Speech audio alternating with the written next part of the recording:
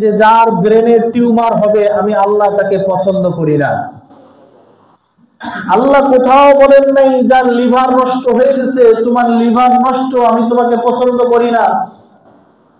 আল্লাহ কোরআনের কোথাও বলেন নাই তোমার হাত নষ্ট হয়ে গেছে তোমাকে আমি পছন্দ করি না। আল্লাহ কোথাও বলেন নাই যে তোমার পেটের ভিতরে তোমার দুইটা কিডনি নামক মহা সম্পদ আমি আল্লাহ দান করেছি, এই কিডনি নামক সম্পদ নষ্ট হয়ে গেছে তোমাকে আমি পছন্দ করি না। কোথাও আল্লাহ এই কথা বলেন নাই, বরং আল্লাহ রাব্বুল আলামিন বলেন যদি কোনো বান্দা অসুস্থ হয় আর ওই সময়ে মাওলা পাকের দরবারে নিজের গুনাহের জন্য ইস্তেগফার করে, তার এই অসুস্থতার কারণে আল্লাহ রাব্বুল আলামিন তার জীবনের গুনাহগুলোকে বরং মাফ করে দেয়। সুবহানাল্লাহ। আল্লাহ বলেন শরীর অসুস্থতার কারণে বান্দাকে আমি এই কথা বলি না যে বান্দা তোমারে পছন্দ না, কিন্তু আল্লাহ বলেন ইন্নাল্লাহা লা ইউহিব্বু কুল্লা মুখতারিন ফাখুর। আল্লাহ বলেন আমি ওই বান্দারে পছন্দ করি না যেই বান্দার অন্তরের ভিতরে ফখর থাকে, অহংকার থাকে, যে বান্দার অন্তরের ভিতরে ক্যান্সার হয়ে যায়, দুনিয়ার জমিনে ওই বান্দারে আমি আল্লাহ পছন্দ করি না। নাউযুবিল্লাহ। তাহলে শরীরের অসুস্থতার কারণে আল্লাহ কথা বলেন নাই, কিন্তু বান্দার দিলে যদি অসুস্থতা থাকে এই ব্যাপারে বলছেন লা ইউহিব্বু কুল্লা মুখতারিন ফাখুর। ওই বান্দার দিকে আমি আল্লাহ চাইও দেখি না, ঘৃণিত।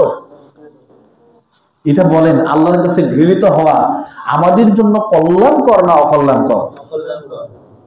আল্লাহু আকবার। কেমনে বোঝাই কোন আপনাদের শরীরের ভিতরে হাসাদ, এই হিংসা দূর করার উপায় কি? লম্বা আলোচনার দিকে না যাবো, সংক্ষিপ্ত আলোচনা। দূর করার একটা মেডিসিনের দরকার আছে না? শরীরের ক্যান্সার হলে কেমোথেরাপির দরকার হয়, শরীরের ক্যান্সার হলে বিভিন্ন থেরাপির দরকার হয়, কোন রকম সে বেঁচে থাকার জন্য তার উন্নত চিকিৎসার দরকার হয় কোন রকম বেঁচে থাকার জন্য। কিন্তু আল্লাহ বলেন আমি তোমাদেরকে তোমাদের এই ট্রিটমেন্ট, তোমাদের অন্তরের, তোমাদের কলমের এই ক্যান্সারের ট্রিটমেন্ট আমি আল্লাহ ওপেন বলে দিয়েছি। আর সেই ওপেন ক্যান্সারের ট্রিটমেন্টের নাম হলো আফসুস সালাম। নবীজি বলেছেন সালাম বেশি বেশি বিনিময় করো, তোমার অন্তরের ক্যান্সার আল্লাহ পাক দূর করে দেবেন। সুবহানাল্লাহ। বলেন যার অন্তরে হিংসা নাই সে আগে সালাম দিবে কি দিবে না? একজনের সাথে মানসিক দ্বন্দ্ব হয়েছে, কথার ভিতরে একটু বাকবিতণ্ড হয়েছে, আরেকবার দেখা হলে যার অন্তরে হিংসা নাই দেখবেন সে আগে সালাম দেবে, সালামু আলাইকুম ওয়া রাহমাতুল্লাহি ওয়া বারাকাতুহু। তবে আবার সালামটাও কিন্তু বিশুদ্ধ হইতে হবে, ঠিক না বেটি? সালাম বিশুদ্ধ নাই, সালামের ভিতরে কোনো জজবাত নাই, সালাম আলাইকুম আছে না নাই? কথা বলেন। আবার এই এনারা খুব বড় মনে করে যে আমি খুব বড় মানুষ, অনেকে তো আবার ফখর, আমি কেন আগে সালাম দেবো, আমি একজন শিক্ষক, আমি কেন আগে সালাম দেব, আমি এই এলাকার চেয়ারম্যান, আমি কেন আগে সালাম দেব যে আমি এই এলাকার ভিতরে সবচেয়ে সম্মানিত গণ্যমান্য ধনাঢ্য ব্যক্তি, আমি সালাম কেন দিব তাকে? সে একজন সামান্য কৃষক, সামান্য রিক্সাওয়ালা, তাকে আমি সালাম দেওয়ার দরকার কি? এরকম হিংসাওয়ালা মানুষ এই সমাজে আছে না নাই? আপনারা সাক্ষী দেন, আছে না নাই? এই যে হাসাদ, এটা দূর করার এক নাম্বার ঔষধের নাম হলো সালাম। আর সালামটাও হতে হবে বিশুদ্ধ সালাম। একবার রাসূল সাল্লাল্লাহু আলাইহি ওয়াসাল্লামের কাছে একজন আসছে, সালাম দেয়, রাসূল সালামের জবাব দেন না। সাহাবায়ে কেরাম জিজ্ঞেস করলেন ইয়া রাসূলুল্লাহ, সালাম দিল কিন্তু আপনি সালামের জবাব দিলেন না, অথচ আপনি বলেছেন আফসুস সালাম। নবীজি বললেন দেখো সে আমাকে বলে সালাম আলাইকুম, সালাম আলাইকুম মানে শব্দটা হচ্ছে মৃত্যু। কি বলেন? মৃত্যু। সালাম আলাইকুম মানে তোমার উপরে মৃত্যু বর্ষিত হোক। এটা দোয়া করলো না বরদোয়া করলো? অথচ দরকার ছিল আসসালামু আলাইকুম ওয়া রাহমাতুল্লাহ। আপনারা আমার সাথে বলেন আসসালামু আলাইকুম। আলিফ, সালামের ভিতরে আলিফ এবং সিন এই দুইটা উচ্চারণ ঠিক থাকবে। আসসালামু আলাইকুম, সবাই বলেন আসসালামু আলাইকুম ওয়া রাহমাতুল্লাহি ওয়া বারাকাতুহু।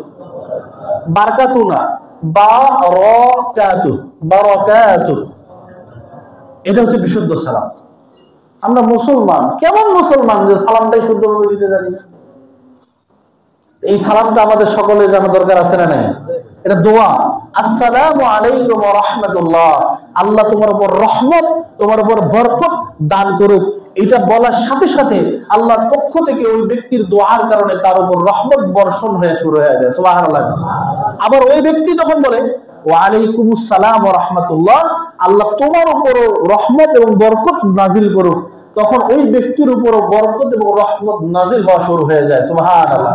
এবং ফেরেশতাদেরকে বলে, আল্লাহ পাক বলে, এই ফেরেশতারা, এই দুজনের ভিতরে তাদের আন্তরিকতা, তাদের দুজনের কলবের সম্পর্ককে তোমরা আরো বাড়ায় দাও, সুবহানাল্লাহ বলেন, সুবহানাল্লাহ। তাহলে সালাম দিলে আমাদের অন্তরের কুলসতা, হাসাদ, এটা দূর হয়। এই হিংসা এমন জঘন্য এবং মারাত্মক গুনাহ, আপনারা এটা কি কল্পনা করতে পারবেন না। আমি তো ক্যান্সারের সাথে তুলনা দিলাম, কিন্তু এর চাইতে ভয়াবহ এই গুনার নাম হচ্ছে কি অহংকার। এই অহংকারের কারণে আল্লাহ পাক রব্বুল আলামিন যে আযাজিল, যাকে আমরা সবাই চিনি ইবলিস, এর আসল নাম কি বলেন? আযাজিল। আযাজিলকে আল্লাহ পাক রব্বুল আলামিন এই অহংকারের কারণে আল্লাহ পাক বিতাড়িত করেছেন কি করেন নাই? করছেন না? কথা বলেন। যখন ফাসাজাদু ইল্লা ইবলিস, ইবলিসকে সিজদা দিতে দিয়েছে কিন্তু দেয় নাই। অর্থ কারণ কি? খালাকতাহু মিন তিন ওয়া খালাকতানি মিন নার, তারে বানাইছে মাটি দিয়ে, আমারে বানাইছে আগুন দিয়া, আমি বড়। অহংকার। এই সমাজের ভিতরে মানুষের অর্থর অহংকার আছে না নাই? দেখেন, আমি আপনারা আজকে বাসায় গিয়ে দেখবেন, ময়মনসিংহের একজন সাবেক এমপি ছিলেন, তিনি 3 বারের এমপি ছিলেন। ওনার নাম হচ্ছে এনামুল হক জজ। এনামুল হক জজ এরশাদের আমলে 3 বার তিনি এমপি ছিলেন। এখন সেই লোক রাস্তা রাস্তা ভিক্ষা করে খায়। ও যার সয় সম্পদের, বংশমর্যাদার অহংকার এই সমাজের মানুষের আছে না নাই? কথা বলেন। আল্লাহ পাক সেই মানুষকে রাতারাতি ফকির বানাইতে পারেন কি পারেন না? সবাই বলেন, পারেন কি পারেন না? এই ক্ষমতা আল্লাহর আছে কি নাই? কারণ আল্লাহ রাব্বুল আলামিন ইন্নাল্লাহা আলা কুল্লি শাইইন কাদির, আল্লাহ সব কিছুর উপর ক্ষমতাশীল, শক্তিশালী। আজকে আপনি ধনী, কাল আপনাকে ফকির বানায় দেওয়া আল্লাহর কাছে কোনো ব্যাপারই না। এই আপনি দেখিয়ে মোবাইলে সার্চ করে দেখেন যে এই ইনামুল হক জজ এখন রাস্তার একটা ভিক্ষা করে, অথচ 3 বারের সংসদ সদস্য। মোহতারাম হাজিরিন, অর্থ সম্পদের অহংকার, বংশীয় অহংকার এবং আমাদের পরস্পরের শিক্ষার অহংকার, এগুলো আমাদের অন্তরকে আস্তে আস্তে আস্তে আস্তে ক্যান্সার যেমন শরীরকে মেরে ফেলে, অহংকার, এই ফখর আমাদের দিলকে আস্তে আস্তে আস্তে আস্তে আস্তে আল্লাহ থেকে, কোরআন থেকে, মসজিদ থেকে, মাদ্রাসা থেকে, পরিশেষে ঈমান থেকে দূরে সরায় দেয়। বলে নাউজুবিল্লাহ। আপনারা চান এইটা? আল্লাহু আকবার। এই জন্যই আমরা আমাদের ভিতরে অহংকার, ফখর যেন আল্লাহ পাক না দেয়। এই জন্য আমরা সবাই আল্লাহর কাছে দোয়া করি, আল্লাহ আমাদেরকে এইরকম হাসাদ, এইরকম হিংসাত্মক মানসিকতা থেকে এলাকাবাসী, পরস্পর, ভাই ব্রাদার, আত্মীয় স্বজন, পরস্পরকে যেন এগুলো থেকে দূরে থাকার তৌফিক দান করে। আপনারা সবাই বলেন আল্লাহুম্মা আমিন।